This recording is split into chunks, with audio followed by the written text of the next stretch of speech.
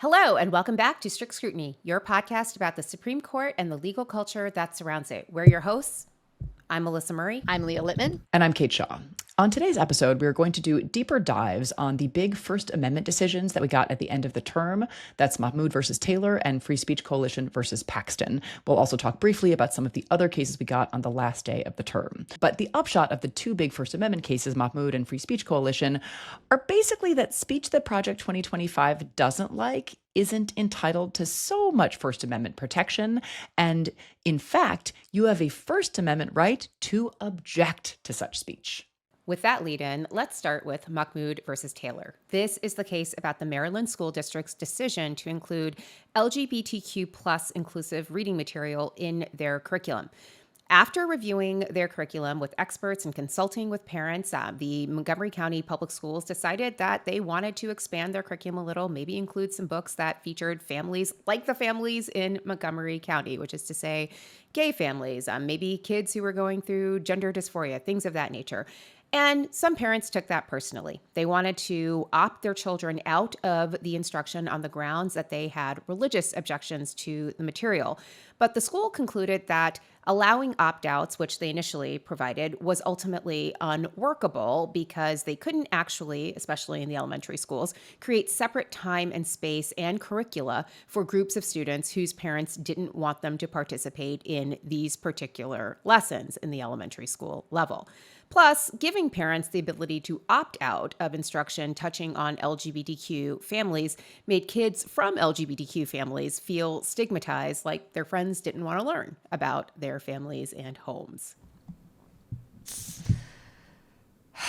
As we noted on Friday's emergency episode, Justice Alito's 6-3 opinion for the Republican appointees concluded that the instructions substantially burdened the parents' religion and that the school district did not have a sufficiently compelling reason for not offering opt-outs. So we'll start with Justice Alito's assessments of the reading material and why they burden parents' religion.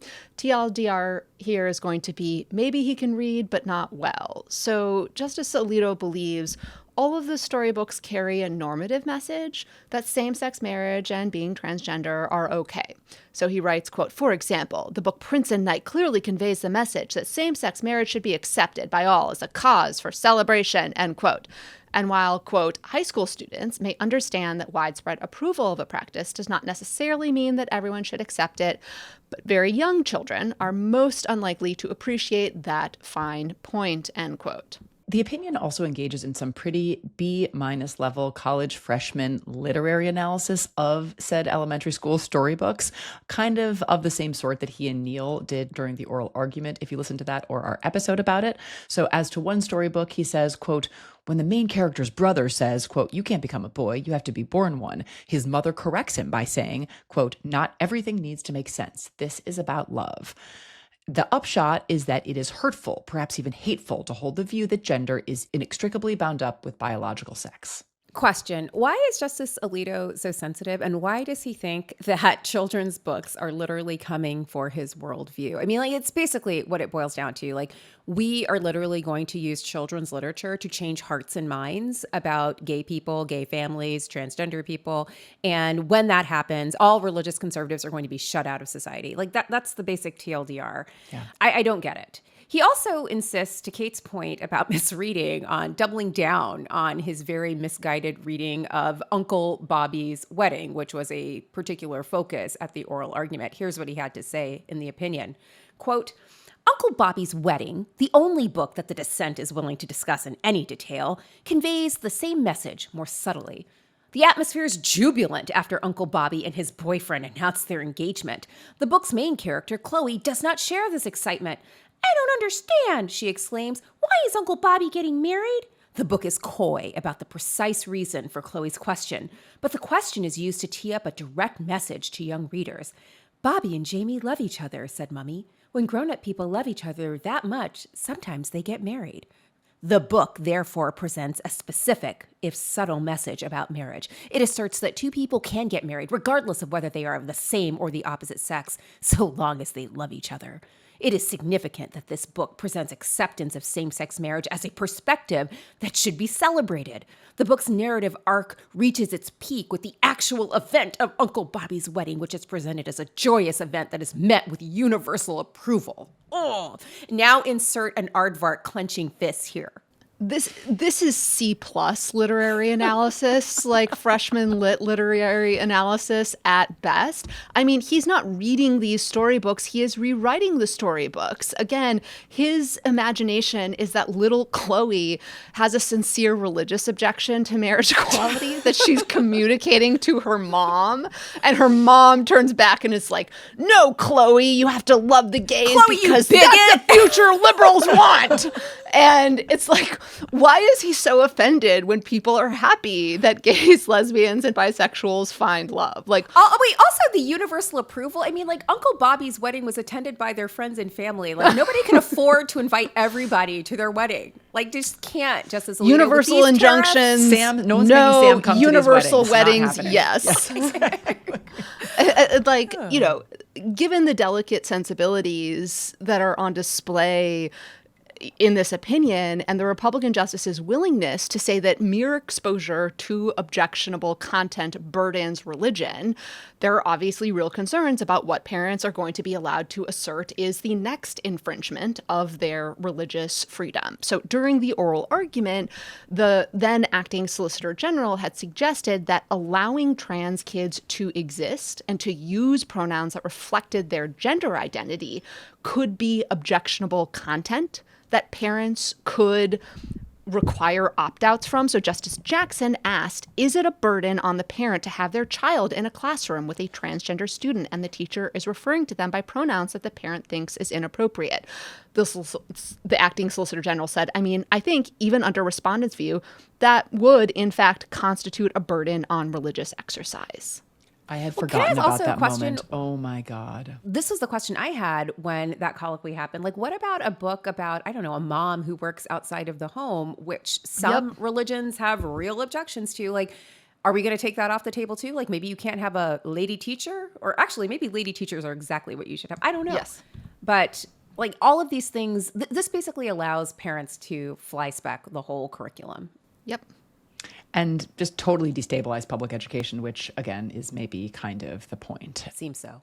So we also wanted to highlight Justice Sotomayor's dissent, which took the opinion to the woodshed for the kind of stuff it suggested was objectionable content. So, quote, to the extent students make comments that may be hurtful to classmates in the room, the guidance recommends teachers discourage such behavior. If a student says, that's so gay, the guidance suggests a teacher may respond, regardless of how it is intended, using gay to describe something negative reflects a long history of prejudice against LGBTQ plus people, so please don't use it in that way. You may not have meant to be hurtful, but when you use the word gay in any way outside of its definition, it's disrespectful.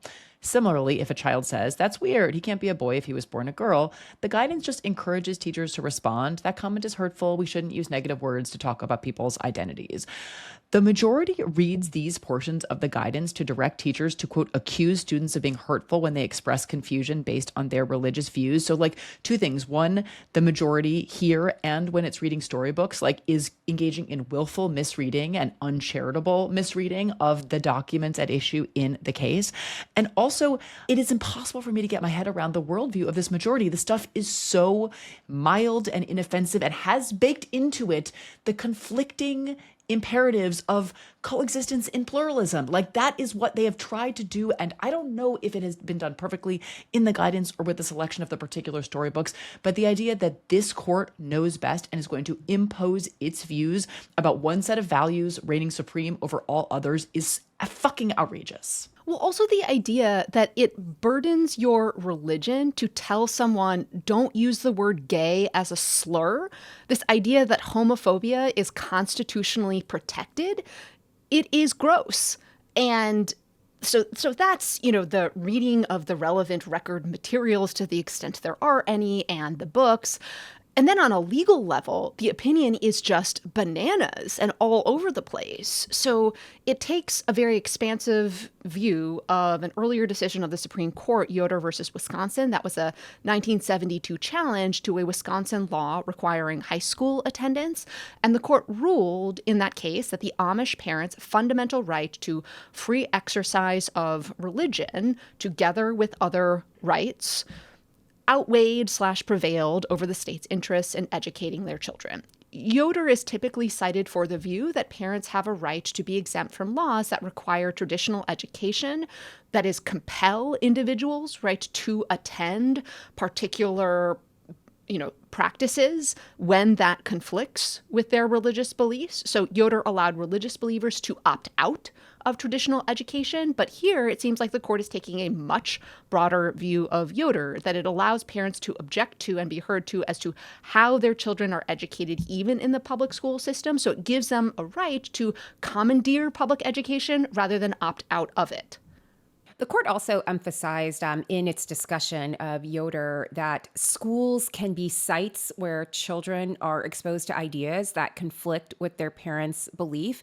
And honestly, if we're doing a history and tradition kind of thing, that's kind of the whole point of the common school movement. The idea here was that students in public schools would be inculcated with a core set of common values that might not necessarily be the values inculcated at home, but were a set of civic values necessary to be part of a democratic society. And you can take that in whatever way you want, but this idea that we are just like students can never come into any ideas that are in conflict with what is said in the home has never been part of public education.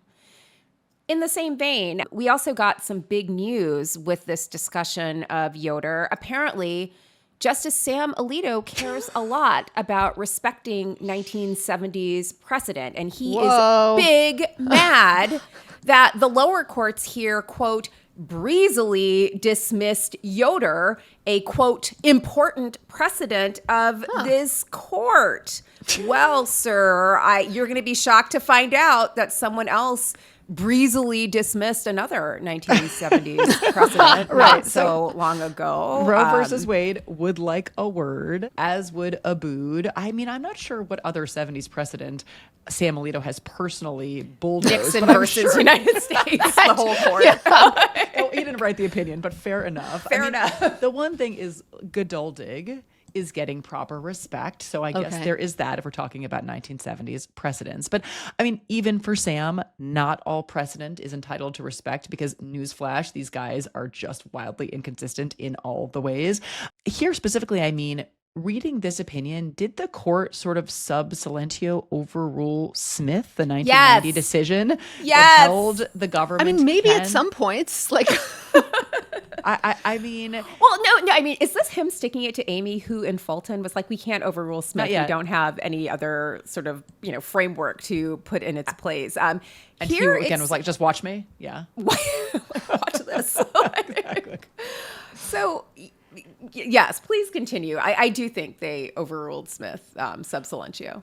Or at least like blew a hole inside of it and allowed lower court judges to wiggle out from under it any time they want, right? That's the point, right? They can wiggle out of it selectively, so they're unwilling to actually announce a new general rule. They just replace it with a standard that allows them to recognize the religious claims they like and reject the ones they don't. We're getting too excited. Listeners, Smith is the 1990 decision that held that the government can place incidental burdens on religious exercise so long as it does so through a neutral policy that is generally applicable, like, say, for example, a school policy or something like that applies to everyone. Our point here is that the court seems to have blown up Smith in a way that perhaps allows the court and other conservative Republican judges to wiggle out from under its mandate anytime they want to. Here's a quote from Justice Alito. In most circumstances, the government is generally free to place incidental burdens on religious exercise so long as it does so pursuant to a neutral policy that is generally applicable. That's Smith. But when a law imposes a burden of the same character as that in Yoder, a compulsory high school attendance law, as does the challenged board policy here, not a compulsory high school attendance policy. Strict scrutiny is appropriate regardless of whether the law is neutral or generally applicable. That to me is real different from Smith. The burden of the same character, that is just this free-floating standard that allows them to decide what are burdens of the same character, what are burdens that give them pause, and that's going to enable the kind of selectivity that we were just hypothesizing. And the opinion is just all over the place, messy. I mean, at times it seems to say, well, you have to show a burden. At other times it's a substantial burden. I don't know what he means. He can't even be consistent. And, what burdens are they going to say are serious? It's clear it's going to be burdens experienced by conservative Christians. Another summary that Justice Alito gives of the legal standards / legal test, that's all in air quotes, this is not law, that he adopts in this case is, quote, a government burdens the religious exercise of parents when it requires them to submit their children to a instruction that poses, quote, a very real threat of undermining the religious beliefs and practices that the parents wish to instill, end quote. The very real threat of Uncle Bobby's wedding, of a kid's storybook, like that is what you are threatened by? Yeah, I just cannot. I mean, and I think Sotomayor rightly does see the existential threat to public education here. So we've already mentioned her dissent. I mean, she basically does say that the court is handing at least a subset of parents this right to veto the curricular choices that have long been left to local, again, elected school boards, right? Because the court is very, very concerned about democracy in the context of presidential elections and executive orders lawlessly implementing the will of the people through the president. But when it's a school board making choices about curriculum, democracy is of no concern to the majority. And let me just read a somewhat long quote from Sotomayor, but I think it's really unless they're adopting Don't Say Gay, then the school board's choices are good. Absolutely, because that is democracy. Yes. But this kind, right. Yes. This is not. This is actually anti-democratic, or at least democracy is unimportant because the first, if the kind of religious liberty vision of the court undergirds the democratic action, it's great. If there's tension, the Constitution as they see it trumps democracy. So here's what she says. Sotomayor says kind of broadly about the effects on public education. Quote, today's ruling threatens the very essence of public education. The court, in effect, constitutionalizes a parental veto power over curricular choices long left to the democratic process and local administrators. The decision guts our free exercise precedent, strikes at the core premise of public schools that children may come together to learn not the teachings of a particular faith, but a range of concepts and views that reflect our entire society. The reverberations of the court's error will be felt, I fear, for generations. I mean, this is a serious blow. It is, I mean, obviously the storybooks are like, it's ridiculous that the court is this incensed about storybooks, but she is right to say the storybooks don't, it's wrong to suggest the court, this is a case about storybooks. This is a case about pluralism and education. Yeah. Like that's what this case is about. Learning to live in a diverse society where not everyone thinks like you. Well, and we should understand, I think, the court's attacks on public education in the broader context of the Republican Party and Trump administration's attacks on education, attacking the Department of Education, right? Trying to control higher education, threatening funds for teacher trainings and other support for public schools. It is a war on education. It's also just deeply selective because we are being inundated with these claims that we all have to learn to live with people who don't think like us. And they're always looking at like progressives and liberals. You have to learn to talk to conservatives. You have to, I'm like, what? This is the same thing. Like, FYI, I went to the University of Virginia in the 1990s. I definitely learned to live around people who did not think like me. People who said things like, maybe slavery was good for the blacks, literally said things like that. And I learned to live with it.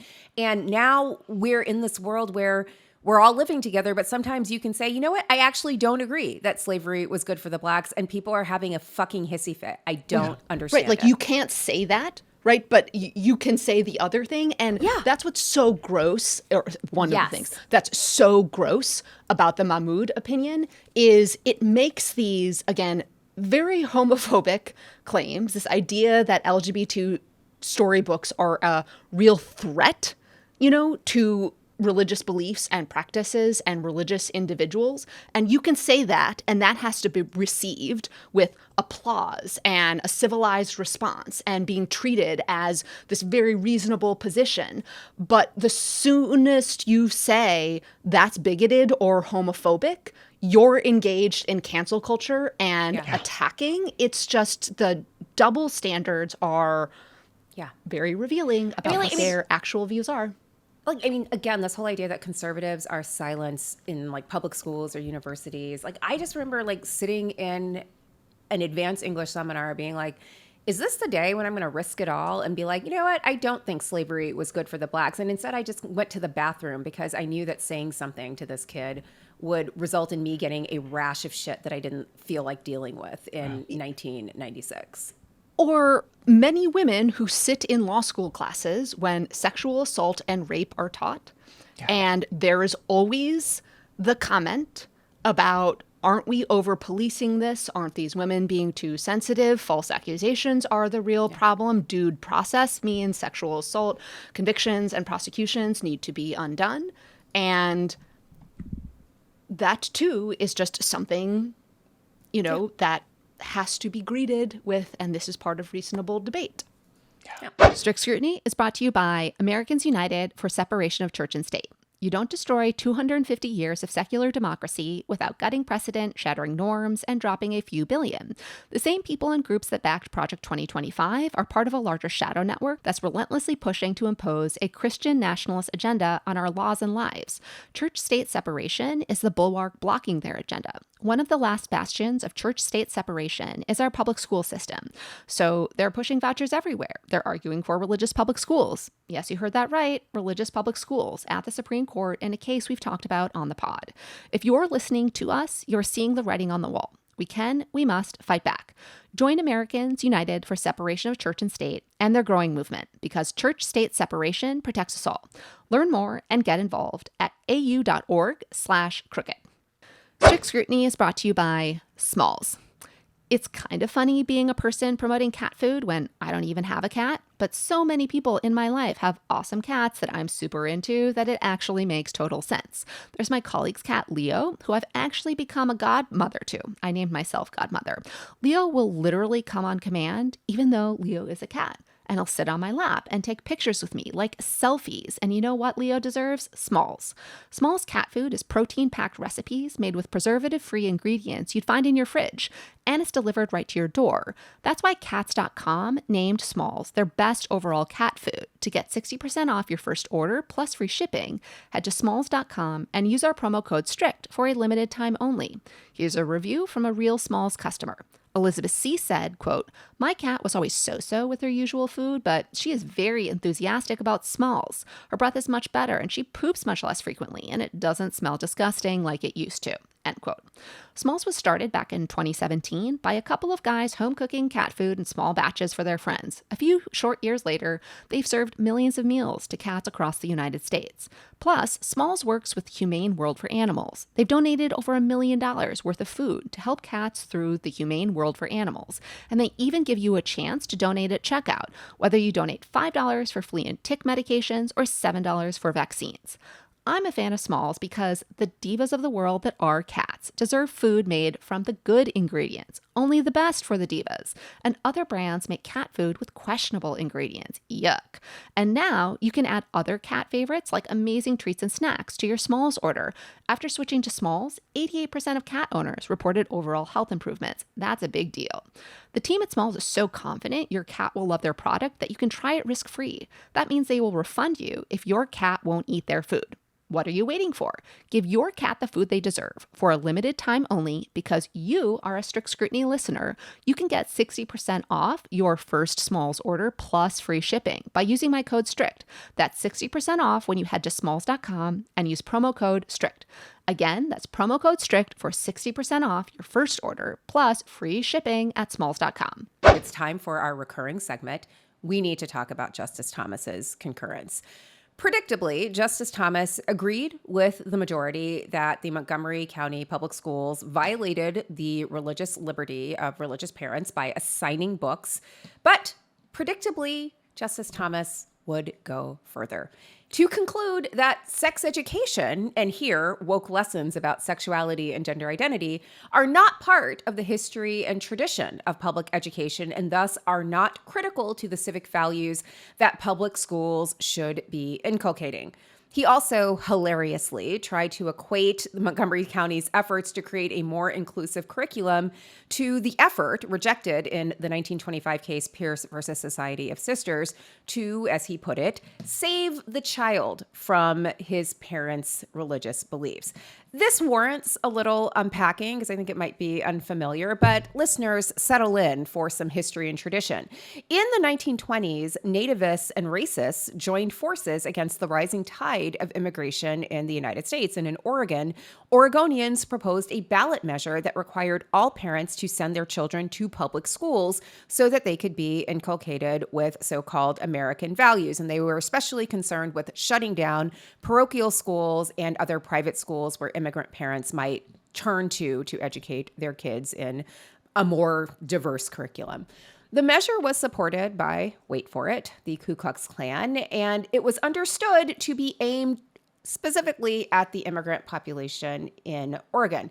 The measure passed by a wide majority and was challenged by a parochial school and a military academy.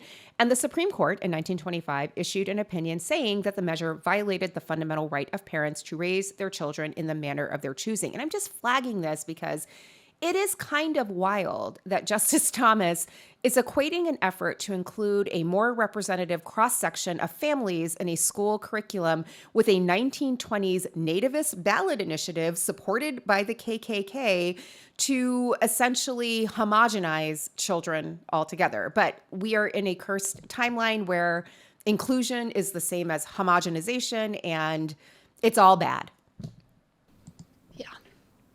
I mean, basically, there is nothing that these schools will not cynically press into the service of their own radical agenda. I think that's and we are seeing countless instances of that. All right. Second big First Amendment case of the end of the term that we're going to cover is Free Speech Coalition versus Paxton. This is a case involving a statute that requires covered websites to verify that an individual attempting to access the material is 18 years of age or older. The act permits various forms of verification, including digital IDs, government-issued IDs, and other commercially reasonable methods, although the precise methods that are permissible is actually kind of unclear. But all that kind of ID requirement removes people's anonymity and also makes it harder to access the materials. And the question is whether this Texas verification requirement for accessing certain adult websites is subject to strict scrutiny, which is usually the standard of review that applies to content-based restrictions applicable to adults, which this law is. So we should clarify a little bit about how the First Amendment works in this area, or maybe worked past tense in this area, because this case has big stare decisis for suckers energy. So there are some materials, this is the way the law works, there are some materials that are considered obscene. And the Supreme Court has said those materials, obscene materials, can be restricted even as to adults. But there is also a category of pornography that is not obscene and therefore cannot be restricted as to adults, but can be restricted as to children, to minors.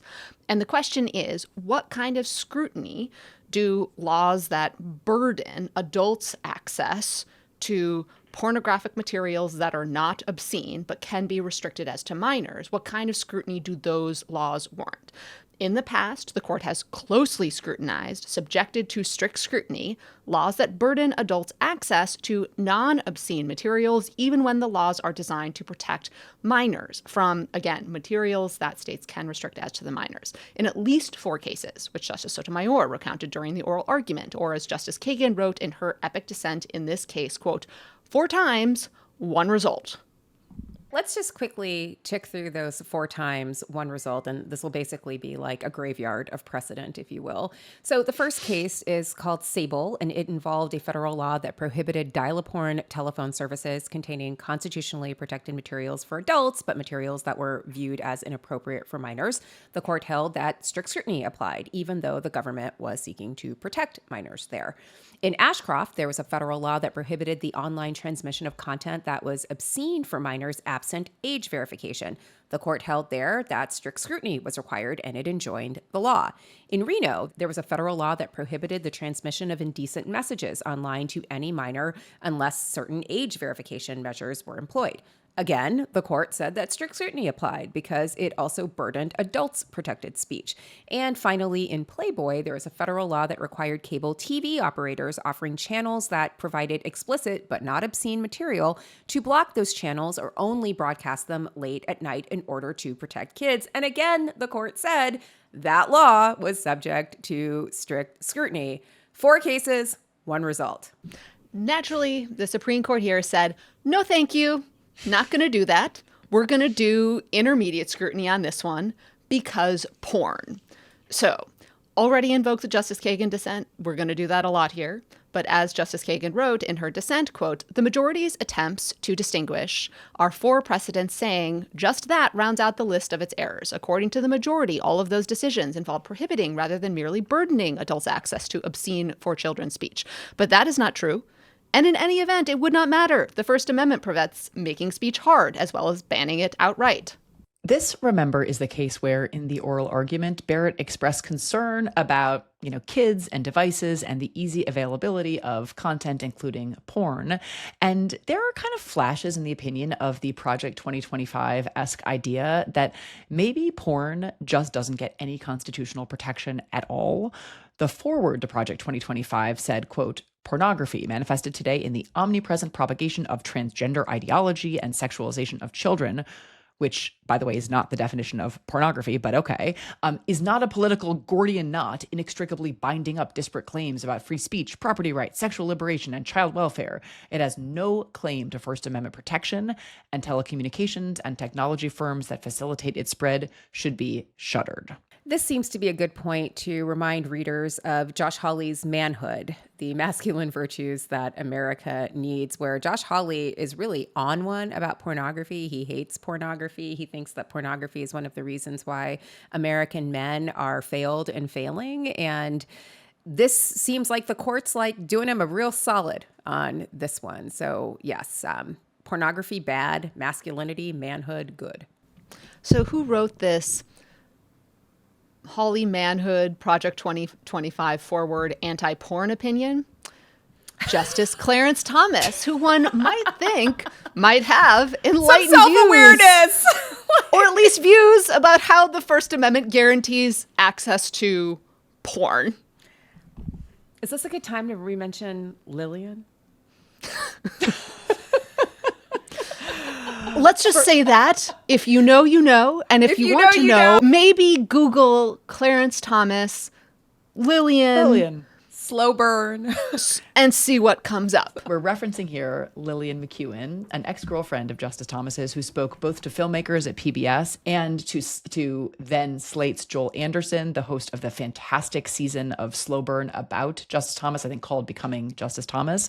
Anyway, let me just say that if we had had time to really brainstorm a good guest for this episode, how do you feel about Justice Thomas's opinion about basically the lack of constitutional protections, or at least the minimal constitutional protections for porn? Lillian would have been an incredible guest. Maybe next time. In any event, I mean, on the suggestion that porn maybe doesn't get any First Amendment protection at all, we actually can't really improve on this paragraph from Justice Kagan's dissent in the case, so I'm just going to read it. Quote, the majority tries to escape the conclusion with a maneuver found nowhere in the world of First Amendment doctrine. And interlude, Justice Kagan knows whereof she speaks. This was a key area of expertise of hers when she was a law professor. Returning to the dissent.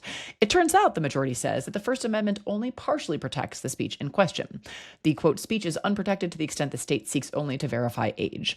Quote, back to Kagan, meaning the speech is unprotected to the extent that the state is imposing the very burden under review. Or said another way, the right of adults to view the speech has the burden of age verification built right in. That is convenient, if altogether circular.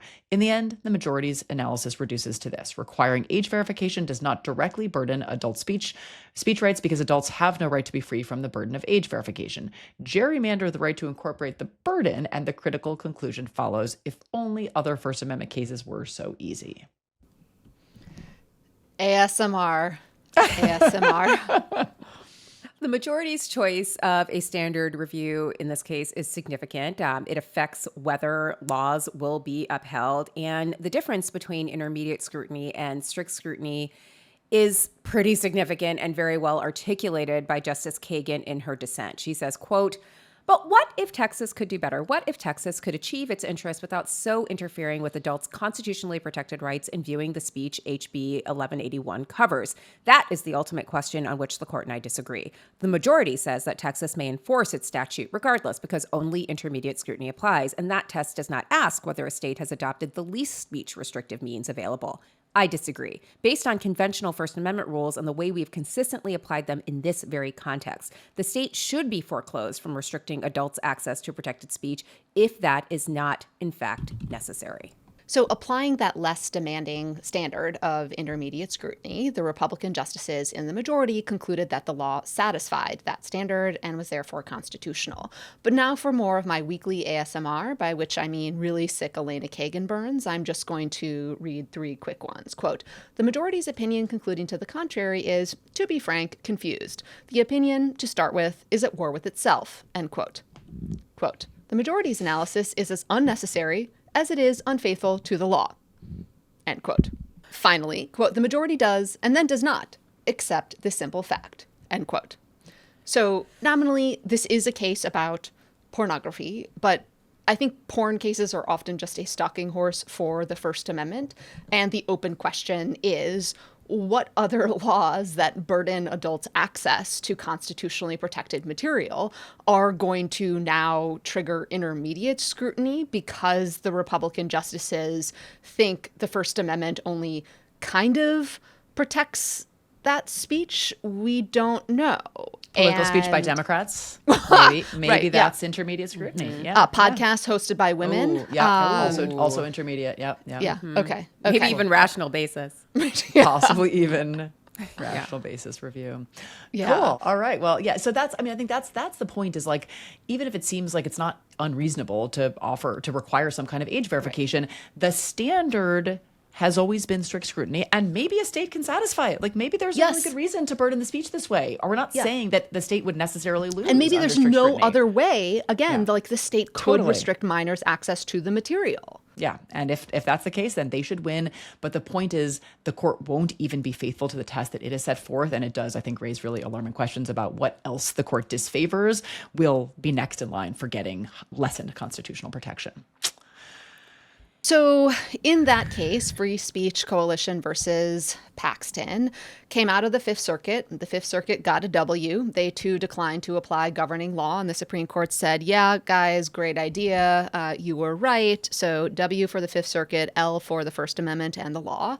But the Supreme Court did decide some other cases on Friday that fell into the category of cleanup on aisle Fifth Circuit. So let's talk about those ones now. Strict Scrutiny is brought to you by Babbel. Got any fun trips coming up? One thing you probably haven't put on your packing list, learning the language. But with Babbel, you can start talking in just a few weeks. Start speaking a new language with confidence thanks to Babbel's conversation-based technique that quickly teaches you useful words and phrases about the things you actually talk about in the real world. There's over a dozen languages available to learn at your own pace, so you can achieve your goals with material tailored to your individual proficiency level, interests, and time availability. I'm still planning on honing my Greek as I prepare to escape to the Greek islands at the end of this Supreme Court term. Handcrafted by over 200 language experts, Babbel's lessons are voiced by real native speakers and built with science-backed cognitive tools like spaced repetition and interactive features to fit any learning style. Babbel's tips and tools for learning a new language are approachable and accessible. It's like having a private tutor in your pocket. Here's some of what I like about learning language with Babbel. There's an engaging and interactive dialogue to practice conversation skills right away, and speech recognition to make sure you're getting the pronunciation just right. As someone who isn't great with phonetics, even in English, my native language, I really need that speech recognition. Staying motivated to learn a new language has never been easier thanks to real-time feedback, progress trackers, and handy visualizations in only 10 to 15 minutes a day on Babbel's mobile app or website. Studies from Yale, Michigan State, and other leading universities continue to prove Babbel works. One study found that using Babbel for 15 hours is equivalent to a full semester at college. With over 16 million subscriptions sold, Babbel's 14 award-winning language courses are backed by a 20-day money-back guarantee. So get talking with Babbel. I want you to learn another language, so I'm teaming up with Babbel to gift you 55% off subscriptions, but only for our listeners at babbel.com/strict. Get up to 55% off at babbel.com/strict, spelled BABBEL.com/strict. Babbel.com/strict. Rules and restrictions may apply. Okay, so first, Kennedy versus Braidwood Management, the case about the structure of the Preventative Services Task Force at HHS. That's the entity that determines which kinds of healthcare are considered preventative services and thus must be covered by insurance. So the task force is composed of experts. They are not full-time government officials. These are part-time volunteer positions. And the question in the case is whether these part-time task force members are what are called principal officers under the Constitution. And if they are, they have to be nominated by the president and confirmed by the Senate. But under the statute, they are instead appointed by the secretary of HHS. And actually, after the argument, SCOTUS requested briefing on a separate question, which is whether the secretary even had this power under the statute to make these appointments. But back to the kind of core question in the case, the Fifth Circuit had concluded that these part-time volunteer experts were principal officers. And if that's right, then boom, basically there goes preventative care, because they were not appointed the way principal officers have to be appointed. And if they were unconstitutionally appointed, then arguably all of their designations of preventative care have been invalid. And so that means definitely going forward and maybe even retroactively, there just isn't a mechanism for insurance companies to cover certain kinds of preventative care. So that would have been the case unless and until these task force members were appointed as principal officers. Right. The opinion here was a 6-3 opinion written by Justice Kavanaugh that held that the task force officers are inferior officers who can be appointed by the Secretary of Health and Human Services. They're inferior mostly because they can be removed at will by Secretary Raw Milk, Whale Juice, Bear Carcass. And there you have it. The opinion also gives Secretary Raw Milk, Bear Carcass, Whale Juice more power over the task force. It says, quote, the secretary also has statutory power to directly review and block task force recommendations before they take effect. Did not realize that was actually on the table, but thank you, Justice Kavanaugh. This reinforces the politicization and political control that the Department of Health and Human Services now has over medical, scientific, and public health professionals. Not to say that there hasn't always been this kind of oversight, but it is concerning that it is now being used by Secretary Whale Juice, Raw Milk, Bear Carcass to effectively end science-based, evidence-based health protocols and research. And I think this is another way in which the Republican justices and the Supreme Court are enabling what the Trump administration is trying to do, which again is to exert their political ideology to interfere with scientific research, medical research, and whatnot. Well, this case was kind of interesting because it was brought by Jonathan Mitchell, who is the architect of SB 8, the Texas Bounty Hunter abortion law.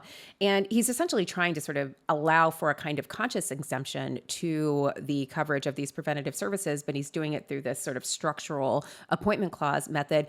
But you also had the Secretary of HHS saying, like, no, I actually want to be able to do this kind of thing. And so you had the court, I think, kind of conflicted, like this conservative or this conservative, like which conservative do I want to side with here? And they ultimately sided with Secretary Whale Juice.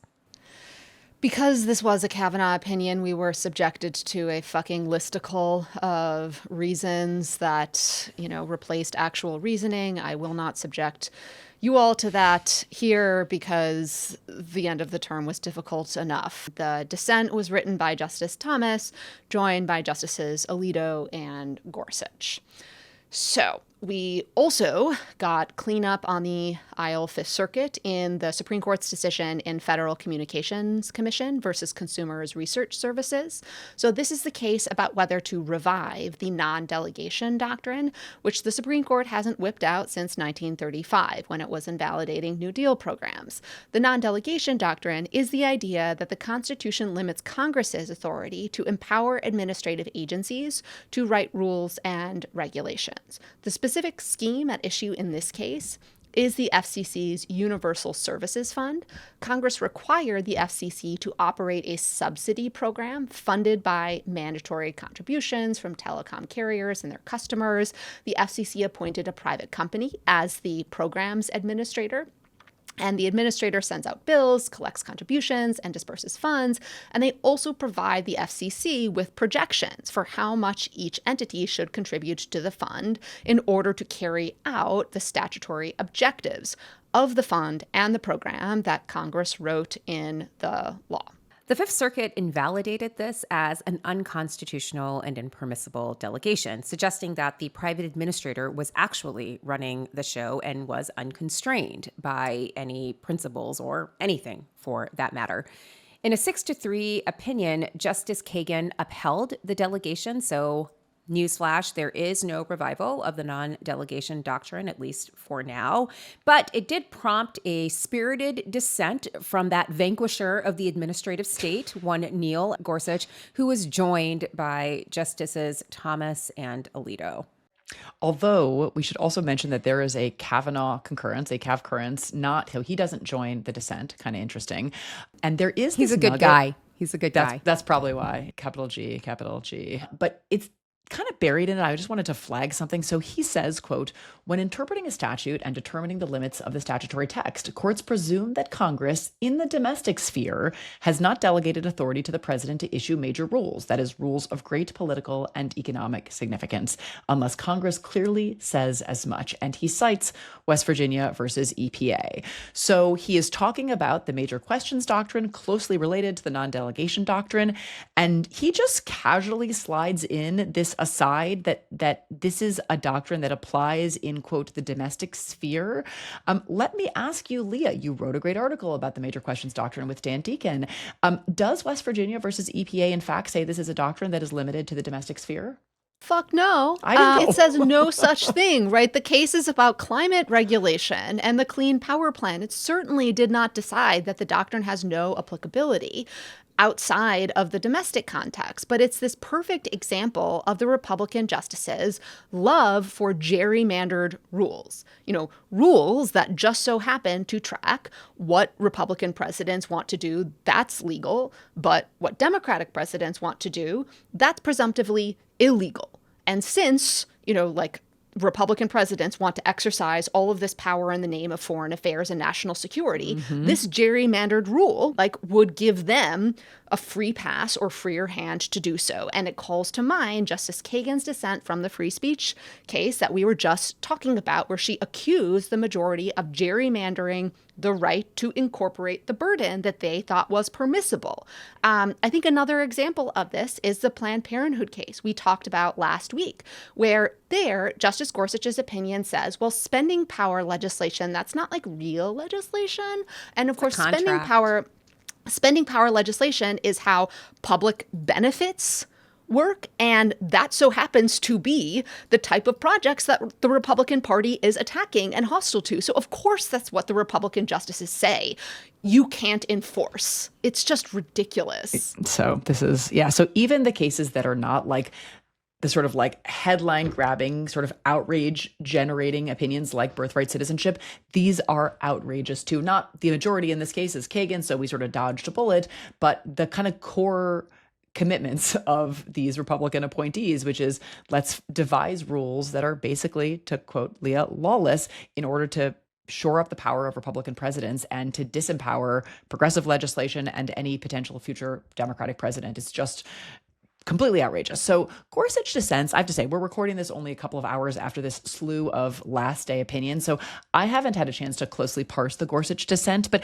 on a very quick skim, it almost felt to me like his heart wasn't totally in it. Like the kind of non-delegation doctrine idea is that Congress has all the power. It does. Like Congress has the power and there are all these limits on what, the executive can do. And I wonder whether it starts to ring hollow, this like these peons to Congress as like the kind of policy maker that has the primacy in our constitutional scheme when they are shoring up executive power in the way that they are. So I don't know. I need to spend a little bit more time puzzling it over. But this guy did not really bring the fire to a non-delegation doctrine and dissent that I expected. I mean, in part because he says that the majority is using this kind of watered down version of this longstanding intelligible principle test anyway. But he basically says, he writes the sentence, I can imagine worse outcomes than those small steps toward home. He basically says, like, so we're doing something better with the way we enforce this, non-delegation principle, even if we're not invalidating acts of Congress based on it. But he says, we have found manageable ways to honor the Constitution's design in like other aspects of the separation of powers. This one requires no less of us. So he still is on the revival train. I just don't know that it's like his kind of big passion project anymore. Strict Scrutiny is brought to you by NPR Politics Podcast. You know how the president kept us on the edge of our seats as he told us he was going to figure out the whole, war thing in 2 weeks, about 2 weeks? If you needed an example of how politics can be a bit much, that's a pretty good one. But that's why the NPR Politics Podcast is where I go to decode what goes down in Washington and what every decision out there might mean for me and you. Every day, the NPR Politics Podcast team will focus on one thing and boil it down to 15 minutes or less. Think of it as your political multivitamin. NPR breaks complicated topics down in understandable ways and in short bites, so I feel like I have a handle on things every day pretty easily. Listen now to the NPR Politics Podcast, only from NPR, wherever you get your podcasts. Okay, let's move on to some assorted news and culture. So last week, we got a report that Big Balls was no longer working for the United States federal government, and that sent us into paroxysms of fear because we were like, do we have to come up with a new summer cocktail? But don't worry, Big Balls is the gift that continues to keep on giving. He doesn't work for Doge anymore because now Big Balls is a special government employee with the Social Security Administration. So the big baller is now a big baller old-fashioned, and we can continue with the summer drinking. I feel like the odds of all of our personal data just being left at some club as the result or as part of a bender just went up. Or at a gym somewhere on a weight rack. Yes, yeah.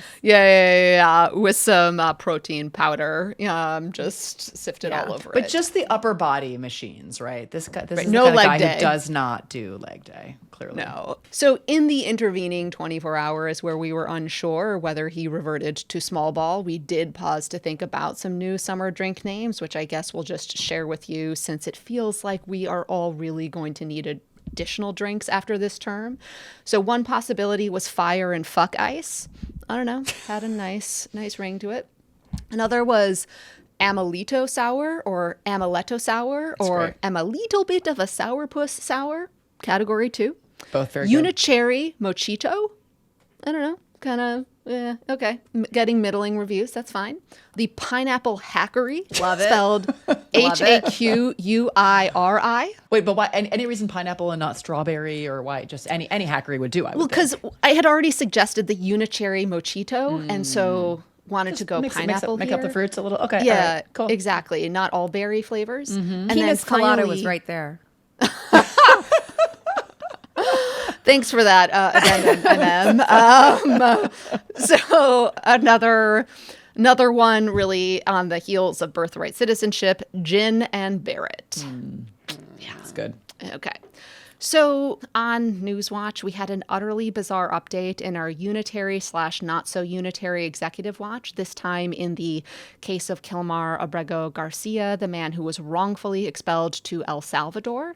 So Abrego Garcia was returned to the United States, where the Trump administration has indicted him on some pretty legally dubious charges, and they are seeking to have him remain in detention, in custody, on those charges.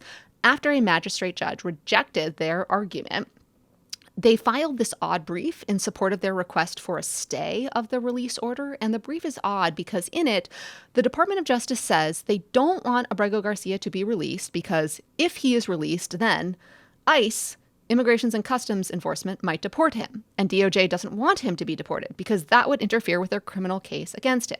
So just to be clear, one arm of this singular entity doesn't want the other arm of this singular entity that is exercising the same person's will to do something. Like, it's almost as if the entire executive branch isn't merely just executing the will of a singular person, the president, but that cannot be right.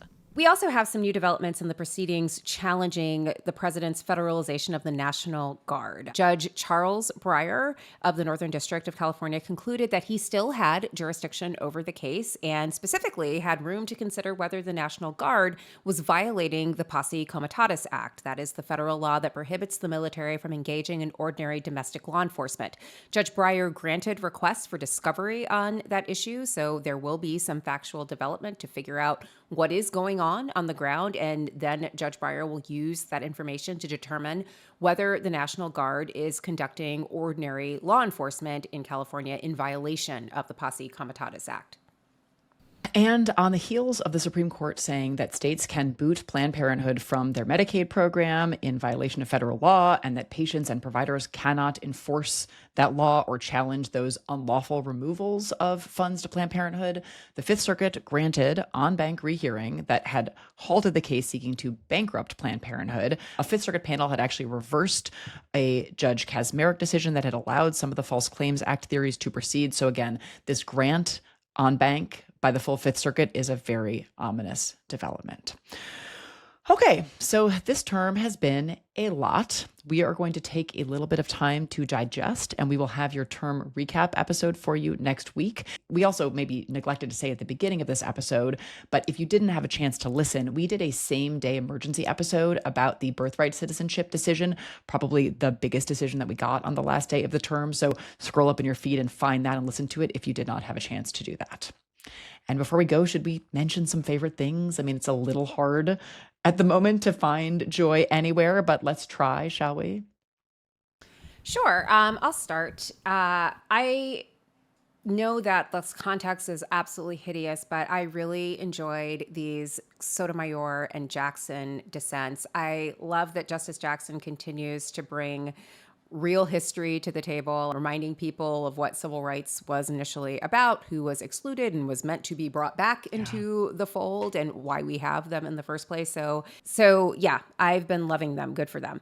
I also am really enjoying the new series Outrageous on BritBox, which is about the Mitford sisters from the 1930s. Really, really interesting, very famous family in London in the 1930s. All of the sisters went on to do some really interesting things. Some of them became fascists, some of them became communists.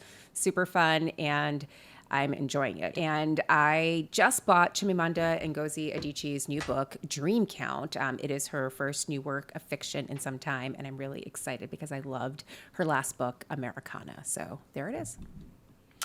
I will mention a couple of things. One, totally off topic of law or politics. I loved a piece in a recent issue of The New Yorker, I think it's a couple of issues ago, about Greenwood Cemetery in Brooklyn, which is not too far from where I live. And it just was like an incredible story of urban planning and life and death coexisting in this like little pocket of Brooklyn. And Greenwood Cemetery is a totally stunning place to visit if you haven't been. And I don't know, it was like a weird escapist half an hour to like really flee the news cycle. And I loved it. Two other things. I'm finally watching the series Dying for Sex with Michelle Williams and Jenny Slade and Rob Delaney. I don't know if you guys have watched it. It's so beautiful and moving and hilarious. And yeah, really love it. And then finally, I am at the Chautauqua Institution right now. And Melissa has given a talk here. I gave a talk here last year. It's just like a really special place in Western New York. And my husband / our roadie, Chris Hayes, gave an amazing talk this morning that I think is going to be up on YouTube about his book, The Siren's Call, which we are actually also going to have him on the pod to talk about in an upcoming episode. So I don't know, find that if you feel like thinking about something other than the Supreme Court. So I kind of struggled with stuff to come up with here. I would also say that Justice Jackson and Justice Sotomayor dissents, particularly in the birthright citizenship case, I just think they really meet the moment and are very clear in calling out grave problems that the Republican justices are creating, and in that sense are empowering and affirming to people who are trying to sound the alarm about the Supreme Court, and I appreciated that. The second category of things are, so whenever I travel, I basically try to come up with a list of the very best food and pastries I can obtain on trips, and basically I am most interested in traveling to places with good pastries. So the New York Times just published the list of the best croissants in New York. And since I will be returning to New York twice over the next 2 months, I loved that piece. Also, I am finally going to get to see the Cowboy Carter tour in DC. And to prepare for that, I reread the menu at Yellow, my absolute favorite bakery in DC, and I'm really fucking excited for those jammy egg croissants and the lemon cruffin. So that would be the second category of things that I am interested in. And then third, I don't really know. Honestly, probably the different memes and pictures people sent me about the birthright citizenship case. I liked those. I like expanding our favorite things to include menus as reading material. It's like we're on the Supreme Court. No joke. I like it. All right. I'm going to add those in the future. All right. Well, we will be back with term recap thoughts shortly. And as well as apparently all of these fucking shadow docket orders in which the Supreme Court is going to be deciding all of these questions about class actions and states' necessity for nationwide relief. But nice guy, they're going to be Brett Kavanaugh is going to do a very issuing all job. Summer. Yeah. Oh, yeah. It's going to be great. Looking forward to that. Sweet. Really did not want a couple of months without having to constantly think about these people. No. Great. Yeah. You all know that Planned Parenthood's loss in the Supreme Court last week has the potential to harm millions of people. And our friends at Vote Save America have a fund to support those impacted Planned Parenthood health centers and their patients. Just go to www.votesaveamerica.com/support to make a donation right now. This has been paid for by Vote Save America. You can learn more at votesaveamerica.com. This ad has not been authorized by any candidate or candidates committee.